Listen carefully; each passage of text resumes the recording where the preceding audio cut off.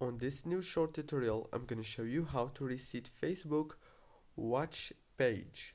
So all what you wanna do to reset the watch page is very simple. Open the settings, go to the apps manager, go to apps, and then go to the Facebook.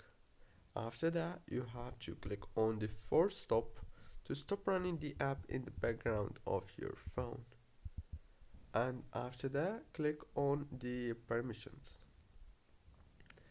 After you click on permissions, make sure to enable all the permissions right here and go back, click on the data usage. Now right here on this page, disable all those options and enable them again. Now the last thing you want to do is click on the storage, click on clear data. As you can see, click on delete right here and everything is gonna be reseated. Don't forget to like, subscribe.